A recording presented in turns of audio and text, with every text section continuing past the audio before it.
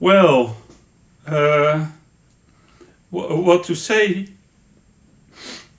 All alone on this world, this beautiful world. Where's my guest? He wasn't on Discord, that's for sure. I even got Eric to reply that he would like to join in if my guest didn't appear. He doesn't have to join in because I think he'll be here soon enough. I think. What is that I hear? What is that I hear? Oh no! I brought my own chair. Don't worry. Think I'll move over with this situation that we are still in. But welcome to the show. Together Hi. at last. Yes, Fix. And welcome everybody in the chat. I love it. Reunited and it feels so good. I thought you'd pick it up, but I don't know the rest of the song. But I don't know either, but anyway. Reunited and it feels so good. maybe Just like being together like two lovers should. Oh wow, there's Chat. Hi Chat. Hi, Chad. Hi, Chad. Hello, everybody. Welcome to Talking Void with this very special episode where this guy next to me is in my home. Yes, we can do that now. Hello, hosts. Yeah, Hello, welcome. hosts. Welcome, Yes. Satural Nilection. Welcome, Marineas. Welcome, Vix. Welcome, Relver. Welcome, Ashley. Welcome. I thought. Did I already mention Marineas? Yeah, I already did. Welcome to the chat. Welcome to the show. Welcome to this very special episode of Talking Void. Well, my guest will be like 5 feet, like 1 square away from me for Yes. this episode, which is well, we're getting there. We're getting there. Yeah. We both got shots and everything, so Yeah, don't we're worry, safe as, it's all safe. as, I don't know. And let's have a lot of fun. We'll be in this singular window for a large part of the show. Although, of course, we will be having some big answers for you as well. We'll be. Our topic is what's your favorite class, and that's This is my favorite glass. funny guy. Anyway, no viral extreme sports tonight. Well, you never know on Talking Void. That's for sure. We're taking all the safety precautions.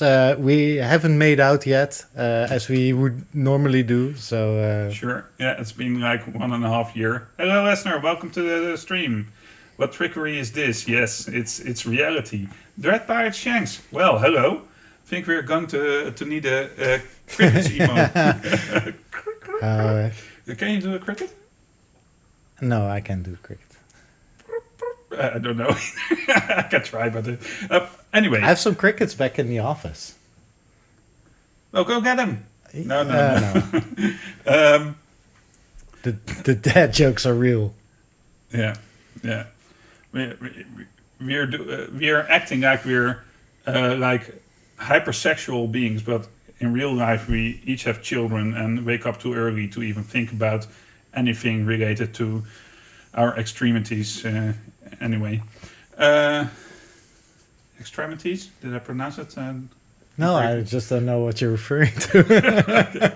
Anyway, I was AFK for 5 minutes and suddenly Jasper has multiplied. Yes, there are now 2 of us. Yes. We are two legion. Jaspers, that's cool as well. Anyway, we'll be doing 2 things this evening. We'll be discussing the previous 2 episodes of the Precipice of Dreams, and we'll be doing handling the main topic, which is your favorite class, which I already said. But in all We're confusion, going to take 1 hour just to discuss my favorite class. No. Oh, Are we loud and clear? By the way, we've got 2 mics set up. yeah. We've got 2 rail lights, or what are they called? Ring lights. lights. Set up. Yeah, let's see what happens. Do you want to do some socials? Yes. Hashtag socials. Hashtag go to our link tree, hashtag visit our socials, like, follow, and support us. It really helps out. We can't say it enough, but it really, really, really helps out if you leave comments, like our videos, subscribe or follow us on Twitch and YouTube, and all that jazz. So for those that are already doing it, thank you for your continued support. For those that are new or haven't seen us yet, please consider hitting all those buttons. Yeah. And we can keep on making this fabulous content.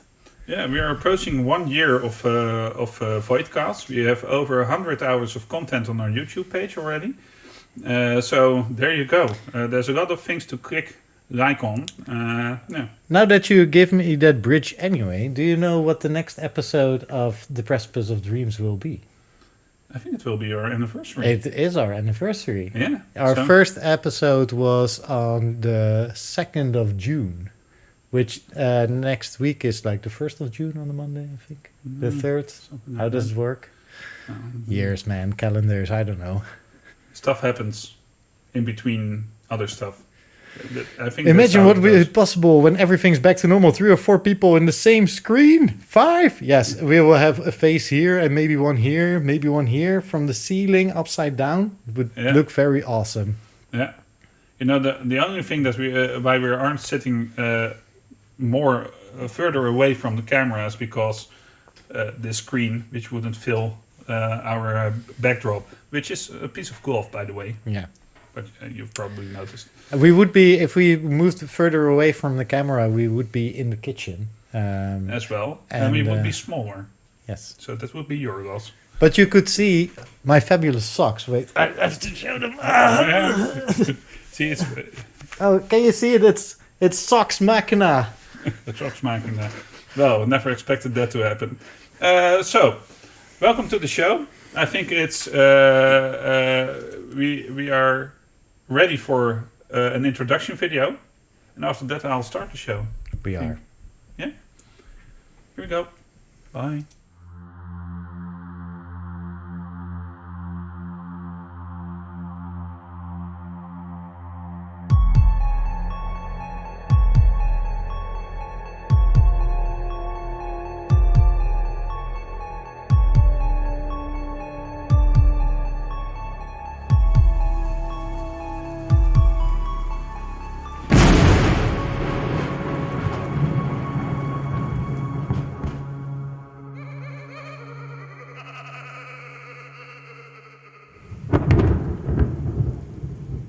And we're back. Well, here. Hello, PLF __ 0519. Welcome to the show. Welcome to the show. And to answer your question, Setral and Election, those were Vox Machina socks. That was the symbol. Critical Role. Yeah. So we are supporting them, and soonish they'll be supporting us. Hopefully. Hopefully. Fingers crossed. Anyway, this is so much fun. Yeah, it's super weird. We were going to talk in three-quarter style, Yes. but then we can't see chat. That's I think. We'll just do both. Yeah, we'll do both. Anyway, we'll be turning towards each other and stuff. It's like my eyes keep wandering towards the chat as well. Yeah, it does that for me as well. It always seems like you're kind of socially distanced because of the way we do not look at the camera, but it's only practical stuff that makes us look away from the camera. It's true. Like talking to Otherwise, to I chat would be and like stuff. this the entire time, which would not be uncomfortable or comfortable. I don't know. No, Would it no. be? No. And when my guest is not here, my guest is in this part of. Oh, you can't see that, but on the right side of the screen instead of under the camera as well. So always a bit of stuff. Just finished Vox Machina last night. My heart, holy shit, my heart. Yes, I Don't know. spoil. Don't spoil. Don't spoil. There's probably people that haven't watched it, but No, I haven't watched it yet. it's Vox Machina. Vox Machina. We're on Mighty Oh, Nine, right? you're We're on on the Mighty Mighty. Nine, I yeah. also have Mighty Nine socks. you go. Anyway, yeah. Aren't these Mighty Nine stocks? It's an M and an N. Oh, this is Vox Machina. Vox Machina. It's a V and an M. Okay. whatever. totally different. Okay, so welcome to the show. Well, Michel is my guest. The first thing we are going to do is we'll be going to talk about the War of Tears Part 1 and 2, because we have 2 episodes to discuss today. This is how I normally do it. Now you can see how I do Yes, the show. I know. This is like a look behind the scenes for me. Yeah. To see where the magic happens. It happens It's in all fake. Excel. In Excel. It's all fake. It's all fake as well. What's fake? Jasper is not a real person. I'm not a real person. I'm just a bot. A very comprehensive one. He's a really large hand puppet. Uh, I've met the guy who has his hand up his... No, Oh, there we go again. Mature audience indeed. Anyway, so the War of Tears. For those who haven't seen our Precipice of Dreams adventure, which will be, we haven't even said when it's airing. It will be airing next Monday, 9:30 Central European Time. We already said it was our anniversary edition. That's true. And then the day after that there will be another Jasper's Laboratory, which this time will probably continue because there's, I'm okay again. And then the Monday after that it will be parallel projections again. Chat is going like Where I will finish Portal.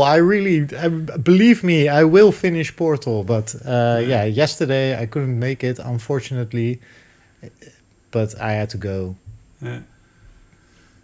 I'm not going to spoil it, but I cried for hours. I started watching in November, and now I can finally start Mighty 9 and hopefully get caught up before Campaign 3 starts, whenever that may be. Well, soonish. Yeah. If you see the Twitter...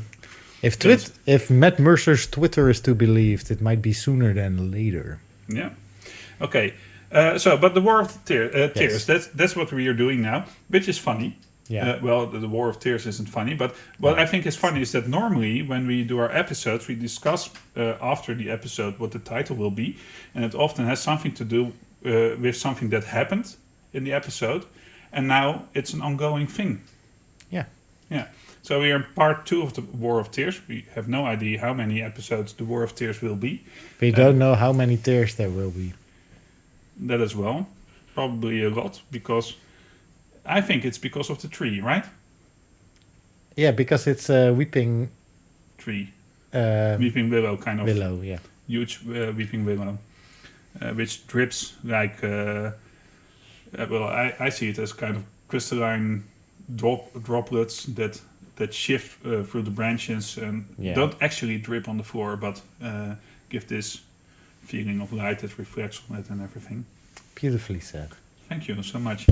I think I should do the voiceover for the descriptions of the environment. But then Roger has to inform me beforehand, because otherwise I can't do Well, it. he does that with Eric as well. Maybe I can write music if he describes the scene to me, and then we'll all be spoiled for everything that we'll do. At least some part of what we're doing. Oh, okay, there we go. Amen to that. Yeah. My day job has me busy, lol. Amen to that. Yeah. Well, there's always time for an earplug, so to say. But we started this, so we are doing this War of Tears thing, right? Yeah. And we are doing this because we want to help the Druid, and in order to help the Druid, we have to save the mother of Petal. Petal is a pixie who we saved from bandits, and the bandits control the tree that we are currently traveling towards, who bribed the mother of Petal to make the Druid fall asleep.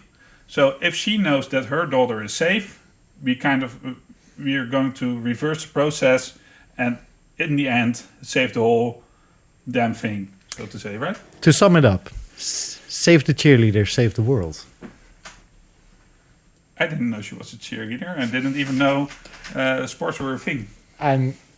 I'm totally assuming, but it makes sense. It makes sense to me. Then give me a katana, right? I recently saw that first season. Well, I didn't really see the first season, but I saw snippets of it again, and I thought it was so good. It is good. The first season was amazing. Oh, yeah. Wow, heroes reference, lol. Yeah. Well, we all loved the first season, I think, but then after the first season, well, the writer strike. Yeah. There was a lot of promising stuff in the other seasons, but never got the feeling of the first one. If you start doing the thing where heroes start losing their powers and stuff, that's downhill from there. Yeah. You can do it only so much. Although the one exception I think is the Wolverine. I think they did a great job there. Yeah, because that's he was true. still doing his Wolverine stuff. Yeah. Anyway, here we go again. The War of Tears started with us going to... The tree. No, No? you take it. The tears. No. Oh. Go on. I thought I was being quizzed. I want So- to take a sip of water. Yeah. By talking about it. So it all started. So we needed to go to the grove and start this rescue operation. So first we did a whole lot of planning, and Pixie, or Petal, the pixie who lived there, who's the princess, she drew us a map. And we used that to do some strategic planning, which we were very good at, I think. We did an excellent job with the planning. Yeah. We kind of did it all. Yes, we basically had a plan A, B, C, up to G, not G, up to Z, and we didn't know what was going to happen. No. But we left that part and made our way towards the grove, and there we encountered our first barrier. It was a small enemy camp. And we took care of them. Is that still? I don't know. Is that part 1, or was that before part 1? No, that was part 1. I lost track of these things. Part 1 is getting up there and doing the first ambush on the guards that were there. So basically, this was our plan. We sneak into the tree. We go find the prisoner, which is the queen of the grove, and tell her that her daughter is all right. And once we do that, free the mother, free the queen, and then she can free the druid. Yeah. And then we're all safe, and the grove is saved. Yeah. That was basically the idea.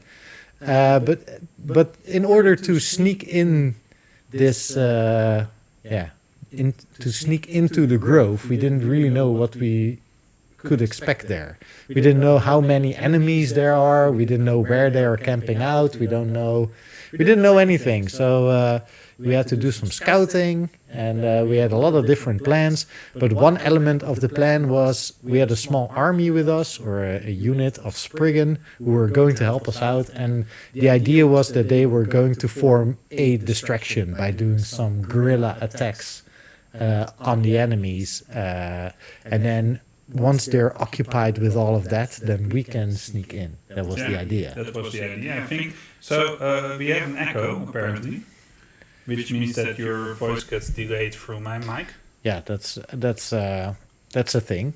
That's a thing. Is it really bad? Yeah. Is this the bonus says challenge reward? No, that will still be coming. I didn't have time last weekend. Well, there's a lot happening in chat. Yeah, would you guys like to hear character number 1 and character those numbers? You have to pronounce it, otherwise they won't see it on stream. So So PLF wants to discuss his characters already, I think. We are getting there. But, I think the echo is here when I'm not talking. yes. Because then it picks up the mics in the wrong way. So we have to...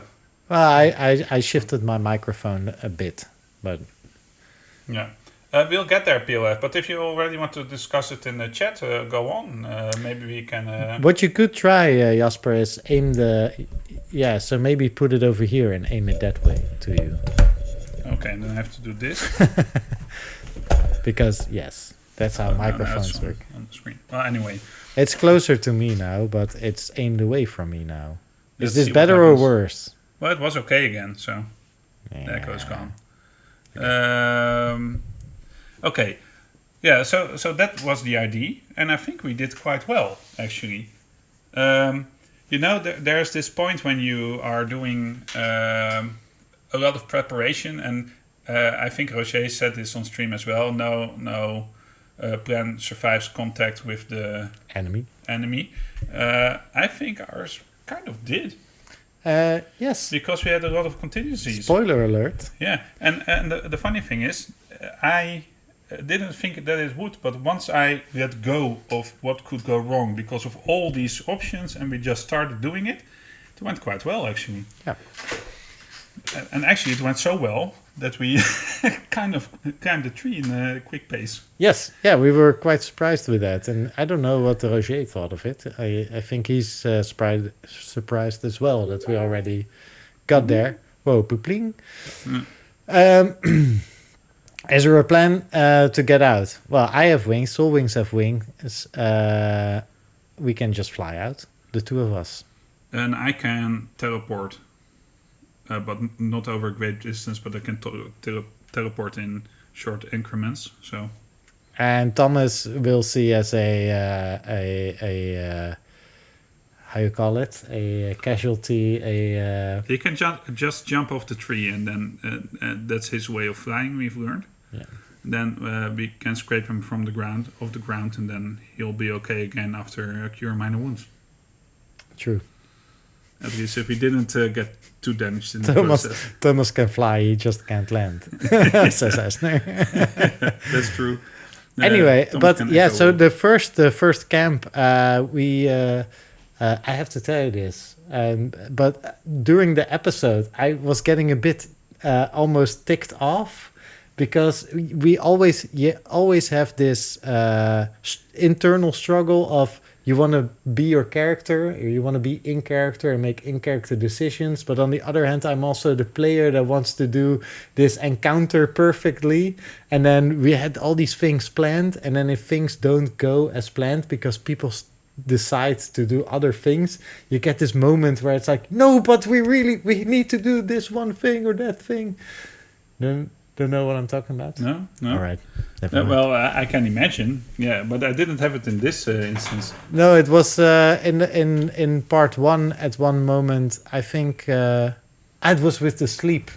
I had the sleep. Part of the plan was I would cast sleep on the guard dogs, and then people started moving first, and that drove the dogs apart, and I couldn't place the sleep anymore where we were supposed to keep it, I had to readjust at that moment.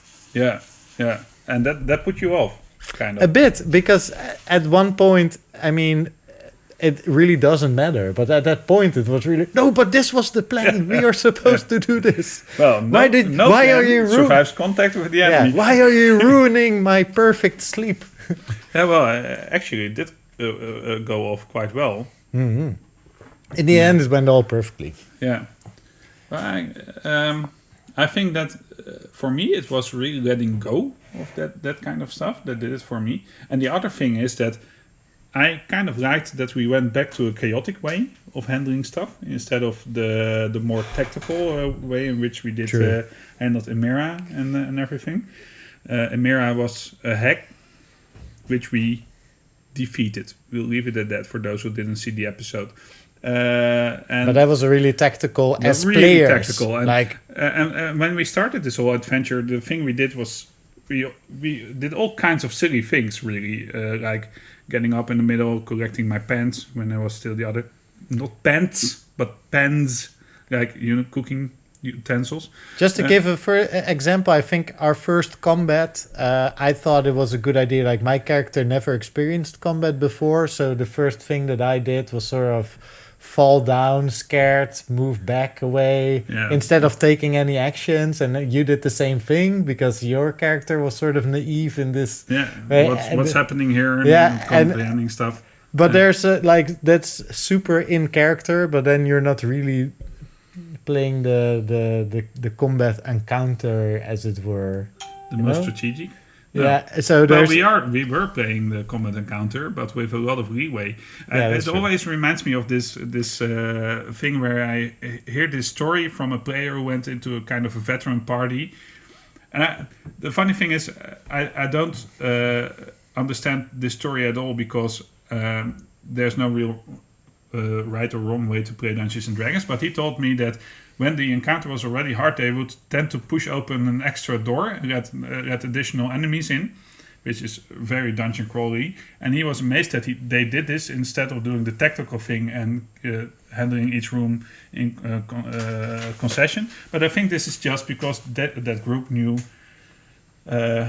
what they could handle. Yeah. And they were very tactical. But that was the point that I was going to make, indeed. That at that point, there was still sort of leeway. And now that I think we are starting to feel that combat is getting more difficult. Yeah. And then it gets more difficult to really don't do anything during your turn. Yeah. So it gets about making as much use of all your abilities in the... time that you have. Yeah. Okay, so I'm going to reply to chat for a bit because there are things happening that I do not agree with. And there are things happening that I do agree with. So PLF0519, anyway, is talking about his builds. I like it. Not going through the whole thing. Plus it gives me but then Marinese, but he's playing a goblin monk, which is cool, and Marinese is complimenting him on that, I think, yeah. And then Marinese says, "Goblin knights have such a bad reputation; they are just trying to live." Well, please watch my Jasper's Laboratory Goblin Cavern episode because I have a lot of things to say about that. 10 out of 10 would definitely recommend watching that. Well, but you're in my yard, so to say. I was absolutely not forced to say that. I have no gun, because they are not allowed in the Netherlands. One morning, Strek woke up, and his master and best friend was nowhere to be found. All that Strek found was a symbol Strek recognized. His master had been exiled from his temple many years ago for unknown reasons. This was the symbol of that temple. Strek did not know the location of the temple, so he set off to search his master's Tiaka. Eventually he will meet a party and begin attempting to help them in order to earn allies to help his search. Also, Tiaka is a bronze dragonborn. Oh, cool. Sounds like the start of an epic adventure. Yeah, certainly. Vic says, "Oh, I played a goblin drunken master monk." Oh, yeah, that's cool. I love the drunken master monk. Didn't you play one? Yeah, but mostly I was just playing a normal monk, but I was super drunk all the time. Yeah, imagine that. It's not true. It's another way to...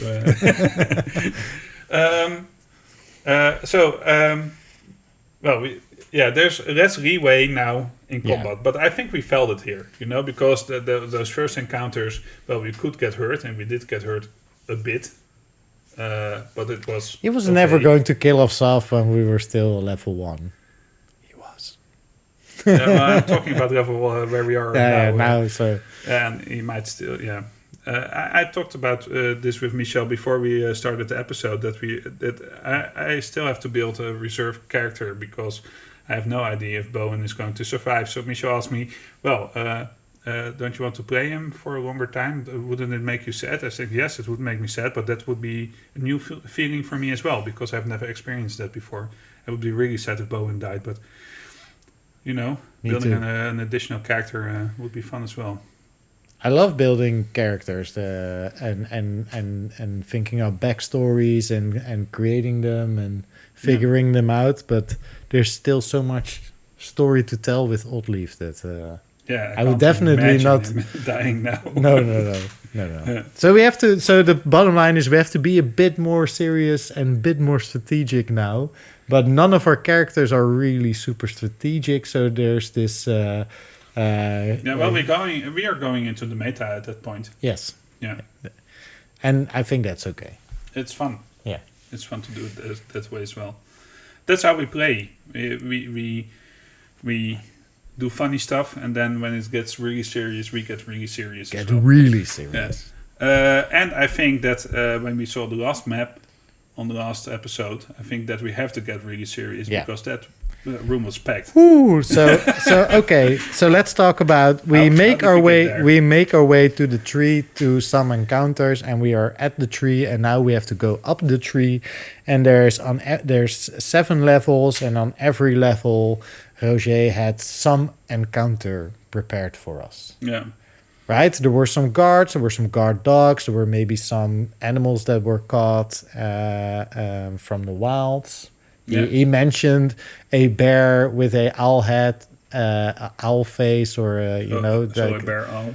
I would call it a bear owl, I think.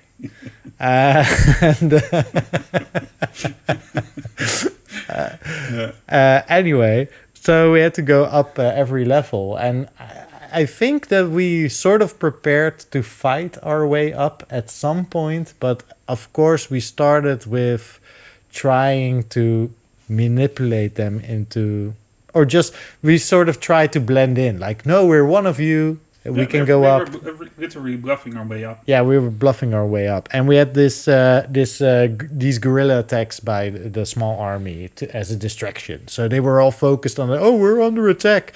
Why are we under attack? How are we under attack? Where are we under attack? And we made use of that. Yeah, we had a small army of Spriggan. No, we had orders to go upstairs from the lady boss, so to say, and we expanded on that story while we were traveling upwards. The story got better and better. I think that was the first bluff was like, yeah, we have orders, we need to go up, and they were like, okay, who gave you the orders? And it was like, I think they and I forgot her name, but did the boss, and mentions the name, give you the orders? And we were like, yeah, she gave us the orders. Yeah. And then we went up the next floor, and we could say, like, we got orders from insert name to go up, and then so every level our story expanded. Yeah, and what I really liked is that every one of us had something to do. Thomas had to hide a lot because they might know him because he knew the people. Solwing was invisible, but still had to circumvent a lot of dogs. Yeah, because of they could smell him stuff and everything. And then we were actually kind of the charismatic ones this time. And this is what I think is pretty funny, because Bowen would not be considered charismatic normally. No, but he has a lot of deceptive. He has a big deceptive nature, and that came out right. Yes, in this intimidating, deceptive nature. Well, you were kind of eloquent. I think we were complimenting each other in the sense that it worked really well together. I have to say that as Jasper, you were so quick sometimes in just speaking out to these guards, while I was still trying to figure out the best way to sort of as eloquently as possible talk to these people. You were just blurting out stuff, and that was great. But that was in game as well, because Bowen felt like he didn't get enough saying in how he would be doing this. So at every opportunity, he tried to take control of the situation. Yeah, but I think that we can agree that we did really well, because we got all the way up to the very last level. We talked our way up, and I think the biggest problem was the final level, because there were two guards that knew Thomas, and they really wouldn't let us through. They had orders not to let anyone in, including us. So our story didn't work. The story that we had orders didn't work. I think before you're going to tell us what you were going to do, I think I have to, because you did the main thing. But what I really liked about how Roger is a dungeon master compared to some others, like Critical Role, for example, is that Roger sometimes decides this can't be done. And I think that is a good thing. That even if you roll that 20 on the persuasion check, they simply have orders, and these guys always follow them. So your critical result, for example, although you can't crit a skill check, but will not aid you in that situation. And it's the same with some stealth checks. Well, then you have to roll really high. No, he's just saying this is an open field, you can't hide. And those hard borders, limitations, lines drawn in the sand. Lines drawn in the sand can be washed away, right? That's the thing about lines drawn in the sand. Well, anyway, it makes for a really good a tool for a dungeon master to limit expectations sometimes with your players, and I think that's a good thing. I just have my players not roll at all if there is no way to succeed. Well, I totally. So I had to make. I asked for a persuasion roll, I think, against the guard, and I totally expected that it really didn't make any sense. But I felt that at that time, like he didn't even ask us to do anything. Right? So you're saying, so Vic says, like, I don't let my players roll if I know there's no way to succeed, which is one thing. But I sort of maybe expected him to ask for a persuasion check at one point, and we didn't get it, so I asked for it myself. Did you have the same thing? No. Because he was like, so the guard, I think you started out with, we have orders, and the guard said, no, you don't. And then I said, no, we have to go up, but no, you didn't. And then you said something. That's the other and it's thing. like, why? But it's a point where you kind of, at least that's how I experience it. At one point, have to really swallow your pride for a sec and think of why is he saying this like this, and then he said, okay, there's no way. That's how I interpreted it. Oh yeah, but I that's what I thought, but then I still felt like I don't know something. But I think that's Roger as well, because I think he's kind of a hardcore second edition dungeon master in that regard. That's where you sometimes the charisma rolls aren't the leading thing, but the situation is. Yeah.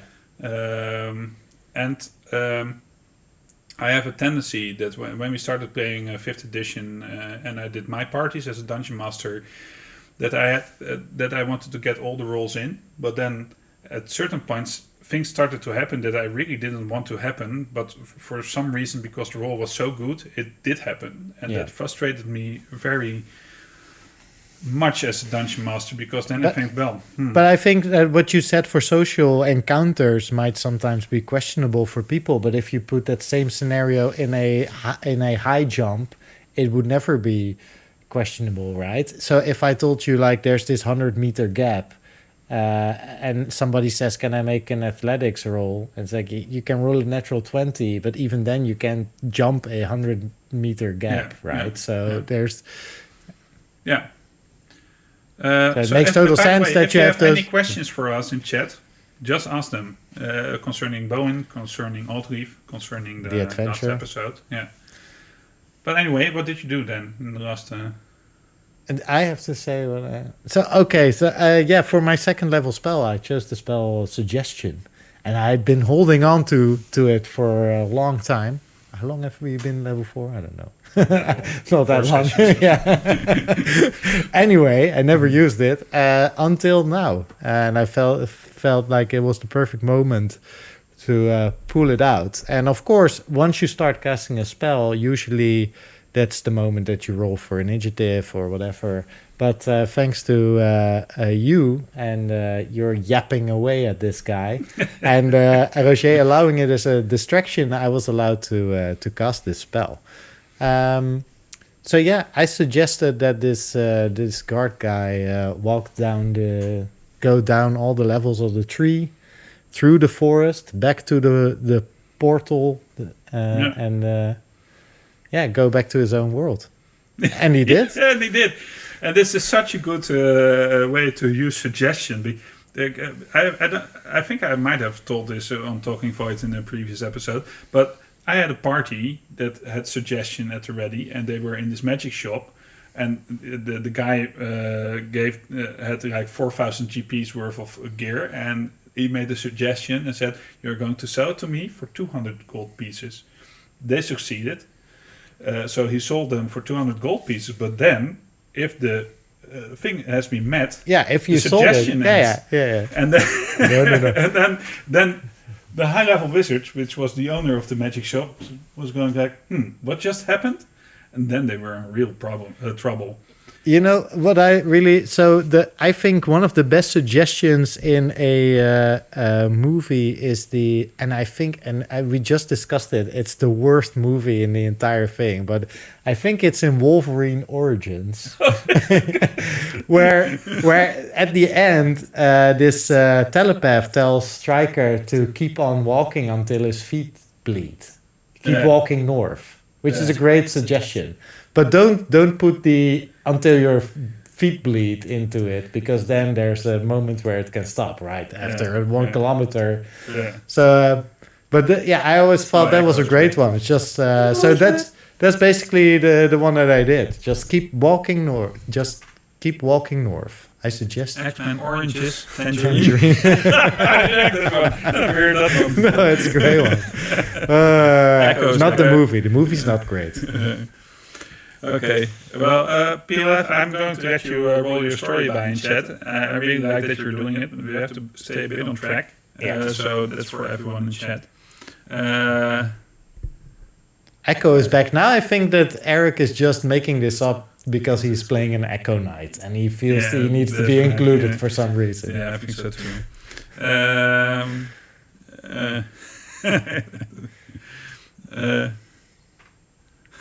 Nope. Okay. Well, you're not playing an Echo Knight, Mirineus. So yeah, that was kind of the session. Then we went in and then we came into this room where there were a lot of cards and I don't think it's possible to skip a fight there. No, we can't skip a fight. We're going in a fight. But I can tell you, I have another suggestion. What is it? No, I have another second spell. Oh, that was great. Okay. Yeah. Okay. Yeah. Oh, by the way, the wizard ended up disintegrating a party member's father. Because that's how I roll. Oh, you're talking about the guys that got all the stuff for 200 gold. Yeah. Anyway, brutal. Yeah, so there was a lot of things happening in the party afterwards. The echo goes a bit in and out. Yeah, so sorry for that. We're not going to worry about the echo anymore. It's there. It's there. Echoes are not necessarily a bad thing. You can find them in your bathroom or in your local cave. Yes. Do you have a local cave? If not, start digging one. So I think that's enough for the thing, right? So let's go into the main topic. I really want to go into the main topic. Let's do that. What is your favorite class and why? Yeah, let's go into it. Yeah, what's your favorite class and why? We are here. My favorite class. Oh, no. Yeah, just what do you think of the question? What your favorite class is already? Well, why don't you ask you? But you asked me what is your favorite class and why. No, but what you were supposed to ask was, what do you think about the question? What is your favorite class and why? What do you think about the question? What is your favorite class and why? Great question. Next. Oh man, here we go. We do have a big answer screen, by the way, and I think that's where we start off this one because oh man, there's such a lot of things happening on my screen. Do you see all these buttons? I see all the buttons. Can you make sense of them? No. Okay, that's cool. We're going to the big answer screen. Yeah, big. That was me diving into my mic. Big. What's your? Because we start off with a lot of statistics. Oh, you start off with the statistics. I start off with the statistics. Great. Throw them at us. Yeah. I love statistics. Did you actually run the statistics on this? No, I just did bars with numbers. And then you know, repeat some ANOVA t-test. No, never mind. I'm sitting here with a psychologist. Some mixed linear models. Yeah, so I did wrong. But I'm a philosopher and I hate statistics. Well, I should, but I don't actually. We can train. We can train an algorithm to. No, never mind. Both none. Yeah. What did you think of that one? No, not for the monk. Yeah, so this is interesting. What are we going to do? So chat is going wild again. Yeah, we're going wild for the stats. They're going wild for the stats. Goes a bit in and out. Vixter also is laughing. You guys are hilarious. So thank you, Vix. Subscribe for an echo of your own. Mavs. Really had a great math teacher. Yay. Yeah, oh, okay, yeah. So you can imagine that some of the answers were, what's your favorite class? It's math, or it's English, or it's history. One person said recess, which is pretty funny as well. But that isn't a class, people. Recess isn't a class. Anyway, but those were the funny answers. I didn't include them in this one because they are listed under other on your screen. But other could also mean a class that's not one of the core classes that has been developed by wizards. Yeah. So things that are immediately noticed by everyone, including chat, is that the bard is way up there, which is funny because I mean I've loved the bard since even in second edition I always thought it was fun, but in third edition I really like the bard class, and I'm playing a bard currently in 5th edition. But it is sort of the meme and the class that people like to hate on. Yeah. The most. On if you go on Reddit or on Facebook, a lot of people are, bards are stupid, they're just horny music man. Seduce the dragon with an natural 20, that kind of stuff. Yeah. The meme class. But now the monkey comes out of the sleeve. Because the monkey comes out of the sleeve, people. Because it's actually it's the most loved class. Yeah, and in our limited. Talking about monkeys, there's the monk there. Yes, which has the least love of them all. Like, 7 out of all these votes. I didn't put them together. Maybe one of you can do that. We have to talk about right now. We're talking about these results in terms of our small sample size, right, guys? Yeah, which is like 200. We're not generalizing just yet because we didn't run any statistics, so we basically can't generalize. No. So if anybody is going to run some statistics on this small sample size, we are okay with that, but we will not draw any different conclusions than we are doing right now. Right. But apparently monks with their special kind of zen thing do not visit Facebook that much. No. That could be that could be it. That most monks are just in some temple, no telephone, just relaxing. The same goes for rangers, maybe a bit, in barbarians. They're all out in nature, I think. No, because the druid was quite popular. It's not a nature thing. Because, for ranger, I can tell you the reason why it is so low. Which is? It's not my favorite class. It's not your favorite. It's not my favorite class, so I can totally imagine it not being the favorite class of other people. Are you trying to say something? Tell me something. Because I played a ranger for a lot of years. Yeah, totally ruined it for me. But yeah, I'm out of water. You're out of water? Oh man, how are we going to handle this? Let's talk.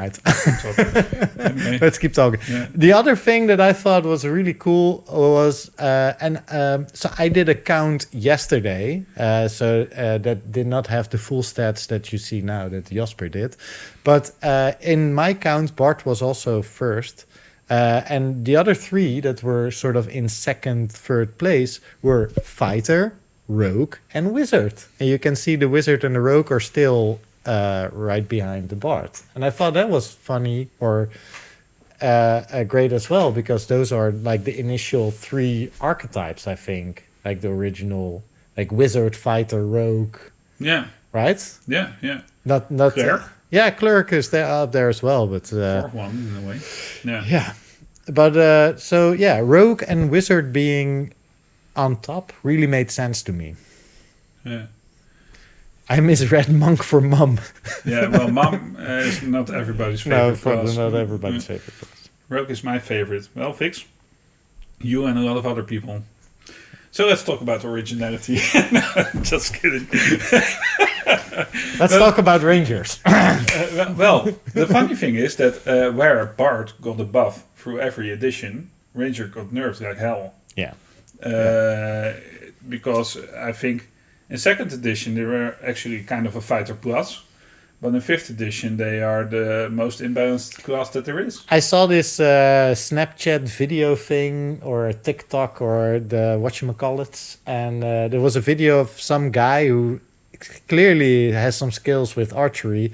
He did archery as every class in D&D. Oh, yeah. And say at first he does like the ranger and it's like 1 shot, 2 shot, and then, oh damn, I forgot Hunter's Mark. And then he does every other class and they do these amazing tricks and shoot like 4 arrows at the same time and whatnot. And they're like, yeah, every class can shoot an arrow better than a ranger can. I like the Barbarian one in that one.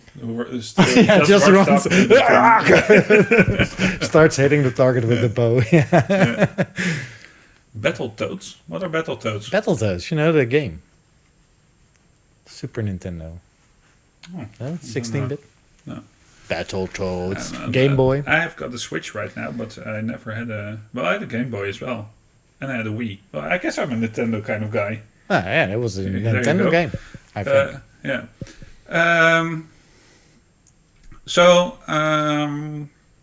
Some first statistics, some conclusion to be had.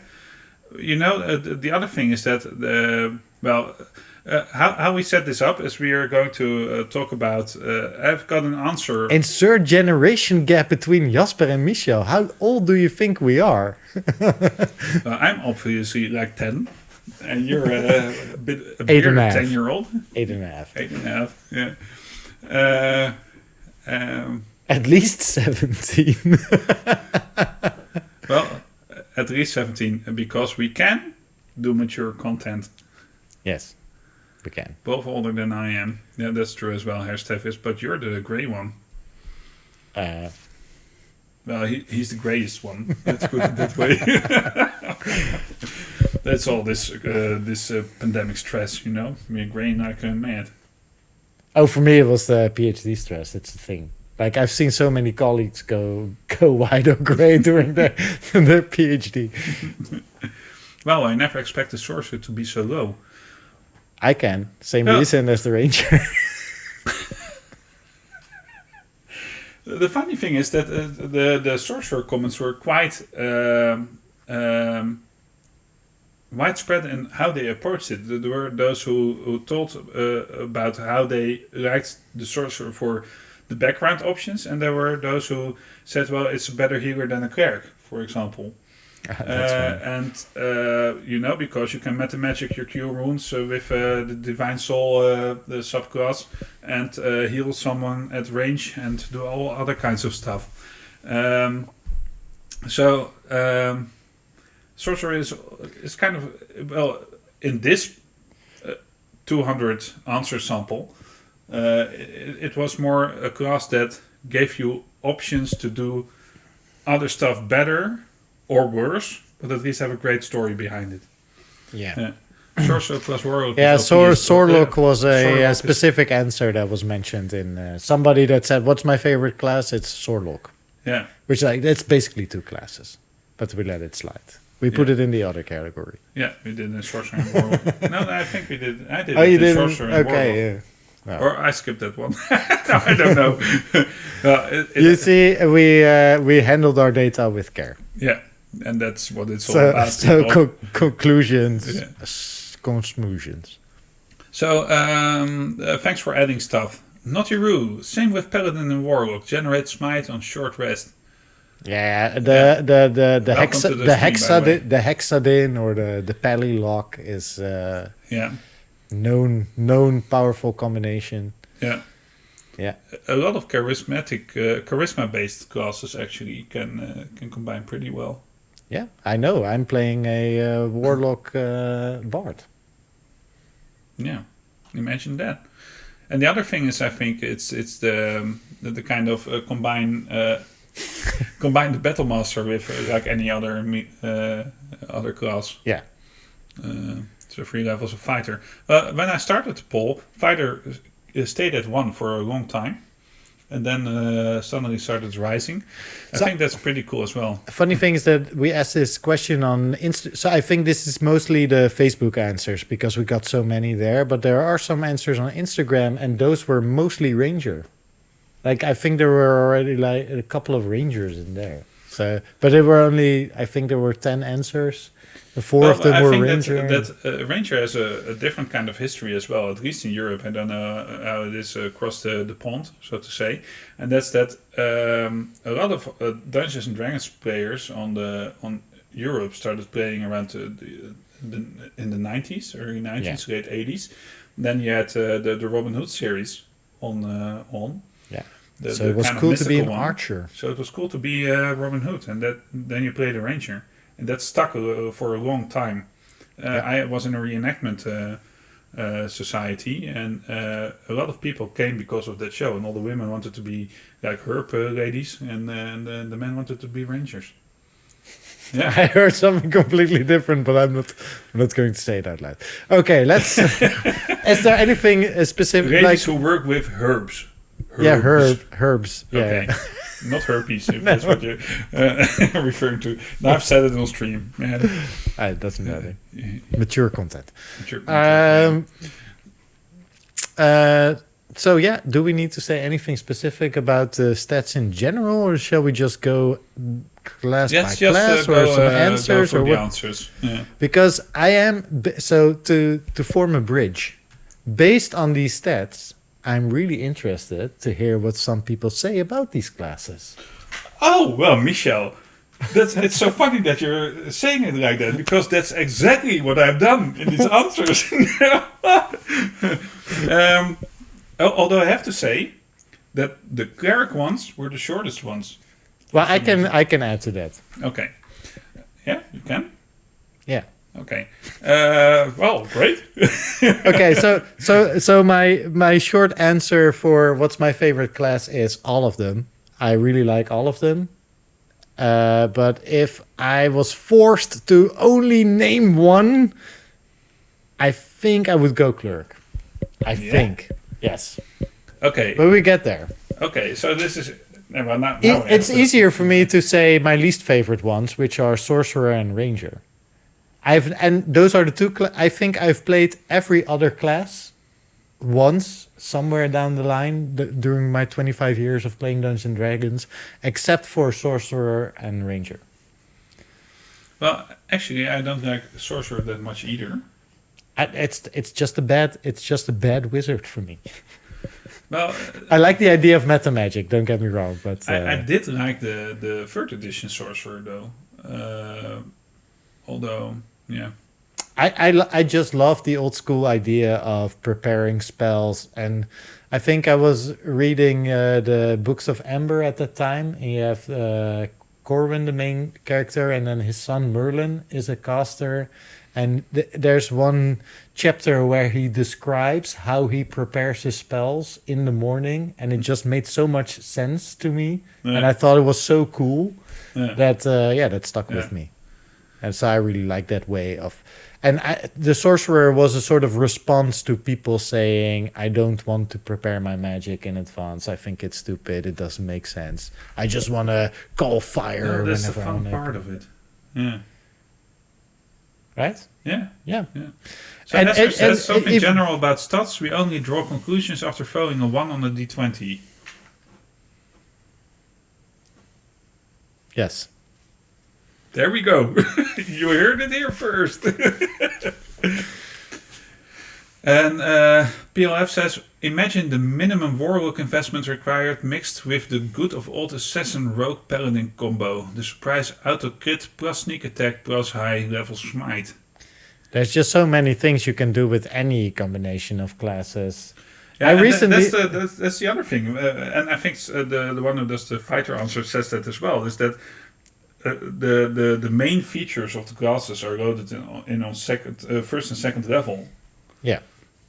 Yeah.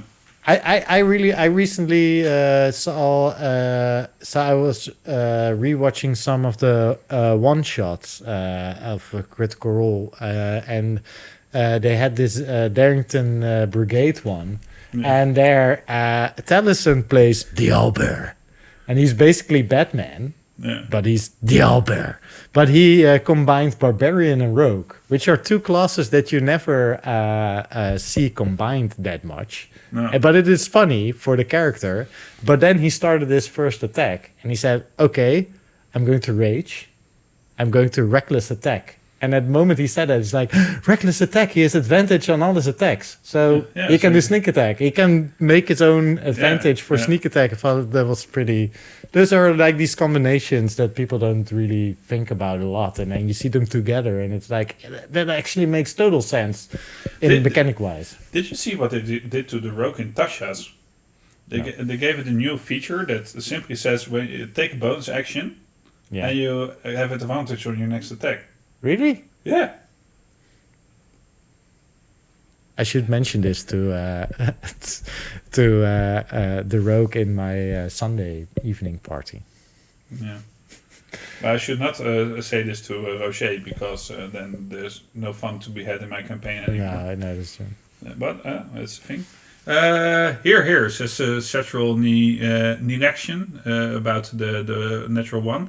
Naughty Roo says sorcerers do definitely need some buffs. Subclass spells were a great step in the right direction. Touches and the divine soul, etc. Yeah, I think that helps a lot. I think that you can limit the class with spells and stuff, but they are very limited. I think sorcerers in the 5th edition. And PLF with the YouTube reference. I've never had a student fail every section before, but I chose the perfect answer for every situation. You answered every question with Fireball! What are you trying to say, person within Fireball distance? Sorcerers and wizards in a nutshell, yeah. Yeah, well, Fireball was a... Fireball. Anyway, let's go to the first... now Fix has an answer. We have a sorceress that Shanks plays in our campaign who is probably the most powerful character in any of ours. Yeah, well, they have pretty large front-loaded damage output. That's a big thing. If you select the right spells, then you're OP. And just to clarify, people, favorite class is not necessarily like the strongest or best. No, that's it. And I think that comes out when you look at the Ranger answer. So let's go into the first answer, right? Yeah, let's go. What time is it? Well, 10. We're in an hour, the hour mark, and we're on the main topic. We're doing great. We can even misclick there.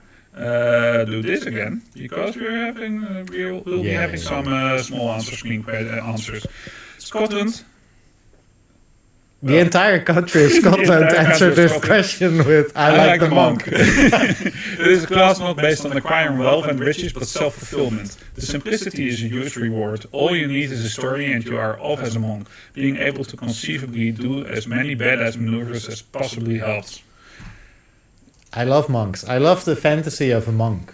Yeah. Like you don't have any armor, you don't have any weapons, you just trained your body to perfection. You are in balance totally of mind, spirit and body, and you can kick everyone's ass. Yeah. And I really like I played a monk for a very short time period in one of your campaigns. And I really like that. I really like the fantasy of a monk. Yeah. Especially if you imagine them as buff Belgian brewery monks. Which can also be cool because I think the stereotypical image that someone has of a monk is immediately going to the more Asian kung fu style wushu Tibetan monk kind of thing. But yeah, it can totally be a Friar Tuck kind of monk beer brewer that does all this awesome stuff. I'm starting to think Michel just voted for the bar 25 times rule. There's a lot of Facebook accounts, people. I run all the Facebook accounts. He is Facebook. You heard it here. He is rich. You heard it here first. Okay. Scanner from Volksmakina shows how broken the bard can be within charisma-based checks. Oh, you're talking about bards instead of monks, I think. Yeah, we'll get to the bards, but I really want to make a monk who plays like Donkey Kong now, perfecting the art of throwing and balancing on barrels. But I do want to comment on what PLF says on Scanlan shows how broken a bard can be with charisma-based checks, because I'm playing a bard right now, and I'm pretty sure that I will become even it will become even crazier for my character because there's a new feat for the eloquence school, which just says that my persuasion checks at this moment can't be lower than a 17. No, yeah. So there's that, and then the thing is that what Matthew Mercer did with now we have to talk about this a bit. Yeah, it's giving the hand is code. that he went from Pathfinder rule set to Dungeons and Dragons 5th edition, and he gave Scanlan what was it, the meat thing? The hand cone. Which gave him +5 no, +2 on the difficulty check, but +2 on the difficulty check in 5th edition is massive. Not only that, don't forget that all their stats were crazy high to start with. The stats were crazy high. Because they made the translation. Yeah, and then so the stats were crazy high, and then the DC was too higher, and then the higher you get in levels, when the enemy can't compensate for your main saving throw that you throw at them, then the gap has become really large because you don't have proficiency, so you're lacking a +6 bonus, and you don't have a stat. Sometimes you even have a negative stat, and then the gap is already at 12. So. But I think the most important thing that, and then we really move on to the monk. The last thing I'm going to say about this, that just the way that Sam played Scanlan, he deserves every 40 on a charisma check. That I think that's a large part where there are 25 answers to Bart on Facebook. Yeah, well. He did that perfectly. Although the other thing is that might be why Bart has become such a seducing class as well. True. Monks. Monks. So, you've said about all. No, we have to say about monks. This was the only answer you had for monks? Yeah. Okay. Because otherwise we'll be here at 12:15 or something. Which is okay, I guess, but who knows. I love the entire concept of unarmed builds in any game, so must give me a chance to try it in Dungeons and Dragons. Yeah. I have a monk in one party, the other party for a small time had 2 monks in it, and then the third party, has no monks. And then even in the party where we had 2 monks, they were quite different. That's what I liked as well. The one was like a step of the wind powers and everything. Yeah. The other had more attacks and did more with time manipulation. And that's a really big contrast. And the one in the solo campaign is played by a guy who never saw a Crouching Tiger, Hidden Dragon. That's great. I love that movie, and part of my fantasy with the monk would be to have that sort of wired action and wushu kicks and stuff. But it's super cool if you have somebody that doesn't know these more stereotypical examples of it. The coolest thing happened in the last game, though, when he was in this mansion, which should I say that? What I'm doing with the mansion drawing stuff? Hey, you can throw it. Yeah, it's your thing. So I'm doing my map drawing on with a camera that's filming it, obviously. So I'll be putting those on YouTube, how I draw my maps. So that's the thing. Time-lapse videos of map drawings. Anyway, he was in this mansion, and there was like a hallway, and he was on the first floor. So there was a balcony with a gap across the hallway, and then on the other side there was a chamber where his friend was lying near death on the bed, and there were enemies in between. And he really took a look at the sheet, and he described how he used all his features from his monk to pass by the first attacker, slipped under it, went up to the railing, jumped across the gap, rolled into the next room, had 1 strike left, and stunned the girl who was going to kill his friend because he was unconscious. And that's so great. Once these things of monks start clicking in your head, you can do so much with it. They aren't the best damage dealers. They are okay in a way, but Barbarian, when he starts really going, does much better damage. But the versatility Yeah, the versatility is important. Yeah. You can be everywhere at the same time.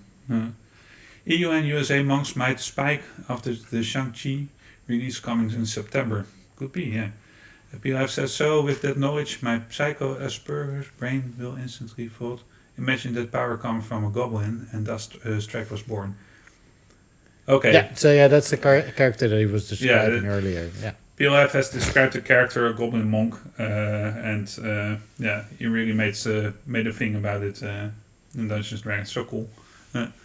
Ashley says, as a dungeon master, I'm always wary of monks. Had a player be a tabaxi monk. Was so fast. I called in the Harry Boomerang, doubling speed, denying reactions, and hitting like a train. Yeah.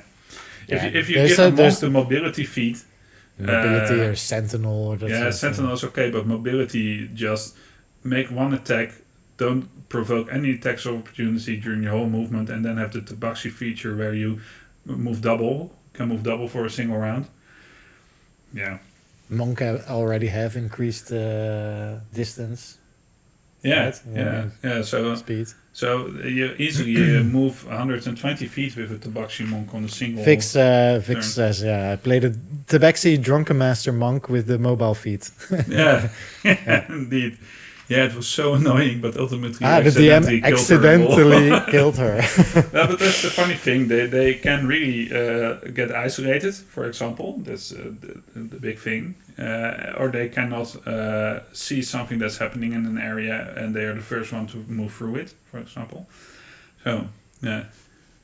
To be fair, it was the Rangers' fault. Damn Rangers.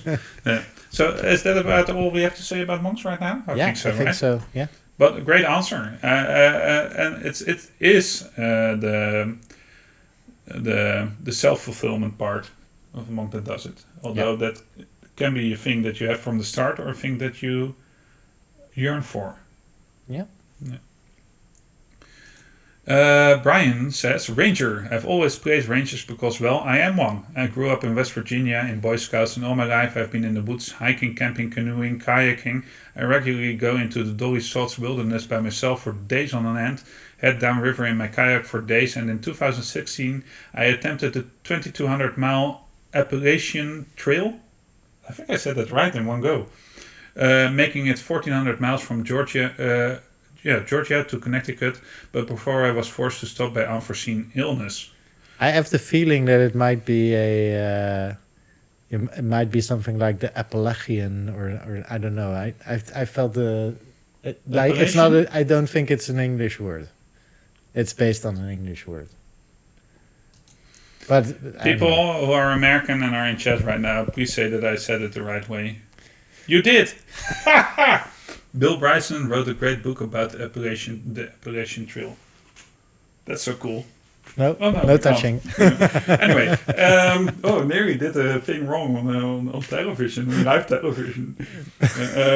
Anyway, Rangers have such a cool image. Yeah, but I really like this answer because it can't be cooler than that, right? Yeah, he is a ranger. The guy is a ranger. Yeah, and he posts a lot of pictures with on Facebook as well. Yeah. So thank you so much for your answer and for sending us all these amazing pictures, or not sending them to us, but posting them, sharing them on Facebook. So, that was so cool. And then there was this guy below who said I was raised without any electricity and stuff, and basically grew up as a ranger. And I think that makes for a real big difference when you find your favorite class in Dungeons and Dragons. And it's mainly role-playing reasons because, stats suck in Ranger case. And Ranger has become so complicated because, well, I think the only real good Ranger is the Unearthed Arcana version. But then now you have the Tasha's version where you can, exchange all kinds of features and you or not. Yeah. And then, oh man, it's so complicated. Is it one of the, which one? I think the only ranger so I'm not into rangers for some reason. No, I think you already made it very clear. I liked Robin Hood a lot, and I liked Legolas a lot, but for some reason it never clicked with me, so I never played one. But I was reading one of the subclasses, I think it's from Senators. For 5th edition, it's basically you become a time cop. Like, is it a Horizon Walker or maybe that's sort a of cool play? one. Yeah, I thought that was cool. Yeah, I had one in my party. But it didn't feel like a ranger, right? I know what you're saying, but it seems to I be made all it over the place. in my campaign. The guy who plays it, Michael, who plays it, he actually comes from a futuristic world, which has been literally destroyed. a time cop. Literally a time cop, and he has this rail gun with which shoots awesome. radiant damage Awesome. and grenades at some points, and then it fits. Yeah, I can imagine. And that sounds cool. In that setting, he is a ranger because he's exploring this urban world in a way, which has been so modified. PLF says, I was hitting send on the last one comment, right as you all switch to ranger goal. Yeah.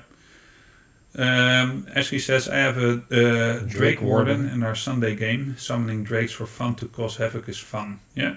And Shank says, I always felt that the Unearthed Arcana Revised Ranger was the best and most traditional Ranger class. Yeah, I think so too. It's great. It works well. And what especially works well is when you get the Beast Conclave Ranger. So the thing in Unearthed Arcana, the Rangers do not gain an extra attack standard. That's built into their subclass. And then again, it's all subclasses except for the Conclave of Beast Conclave get an extra attack. So it's pretty silly. You could also have said that the Beast Conclave did not get the extra attack, but because the Beast Conclave can really do great stuff with their animal companion, make all round attacks and stuff, and it works pretty well. I have one as well in one of my campaigns, and it's a really good ranger type, a cool ranger type. Yeah. Especially if you make the animal companion really cool. I get why. So I get why people really like the ranger, and I've always felt that somehow I should really like it because I'm always into versatile classes and rangers.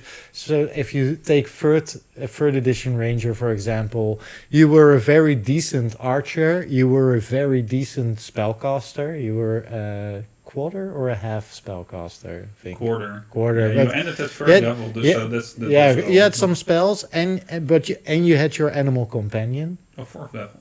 So there were a bunch of stuff like different things you could do with rangers, very versatile. But for some reason, I don't know, it never clicked. No. And it might still come, people. Edition, Yeah. Well, in second edition, that's different. But there. Here he goes again. Yeah.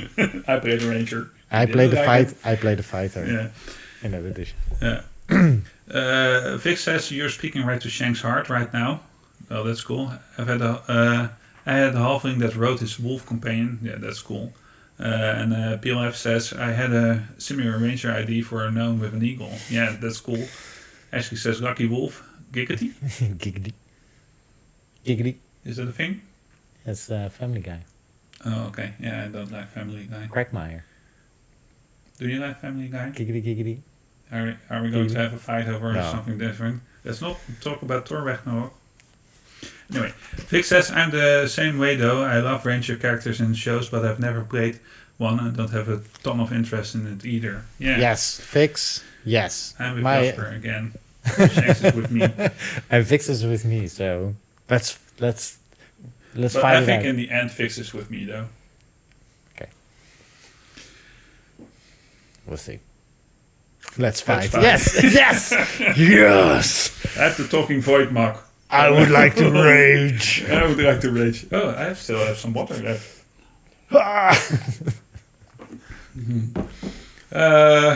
Or hug, Chicken. either one. Well, hugging leads to disease right now, so who knows who will win then. Hugs are very dangerous at the moment. Pet first, then hug. Chicken fight, roll initiative. There we go.